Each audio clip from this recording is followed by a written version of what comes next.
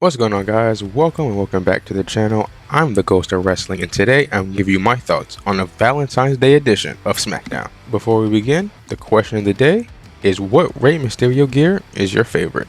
Let me know in the comments below. And now, let's jump straight into the video with the good. With number 1. Is that who I think it is? It's a bird. It's a plane. No. It's Shinsuke Nakamura appearing on an episode of Smackdown. No, but seriously, when was the last time we physically saw Shinsuke appear on an episode of Smackdown? I love as much as the next guy, but we seriously need to get that title off him. Number 2. LA Knight versus The Miz. The promo exchange and match between LA Knight and The Miz was great. Those two are always money against one another. This might have been a one-off, but at least it was good. Number 3.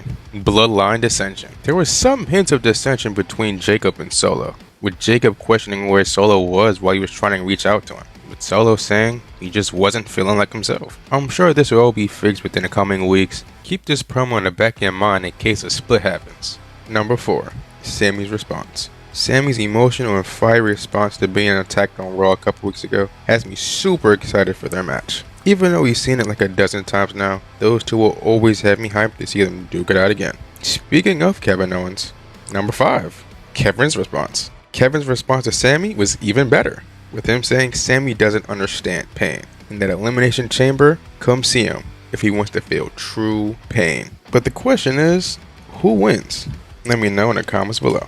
And number 6. Tremendous triple threat. The triple threat qualifier was as good as we all thought. It was a hard-hitting and fast-paced match, with Damian Priest coming out with a surprising win. And again, like I said earlier, there was some dissension in the bloodline. Who knows where that might lead to? But for now, this match was pretty good. And now, let's move on to the mid, with number 1. Solid opener. The opening promo between Cody, Drew, and Jacob was pretty solid, with Drew being his usual petty self, and Jacob adding his Black Air Force personality. But it feels like something about that promo was missing. But maybe that's just me. Number 2. Good match, bad ending. The title match between Nia Jax and Tiffany Stratton was way better than I thought it would be.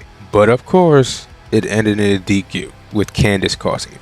And what makes it worse is that it looks like Nia won't even get a rematch at the Chamber either. So, what was the point of this match? And now let's move on to the bad, with number 1. Both mid-card champs lose? Why have both of your mid-card women's champions lose, with Lyra and Chelsea both losing their qualifying matches cleanly?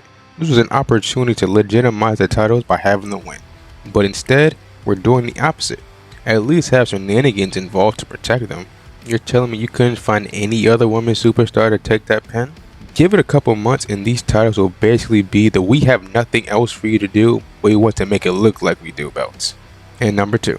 Useless Mello match. For the second straight week, we have Mello beating jobbers with no storyline. Triple H, please just give him an actual feud already.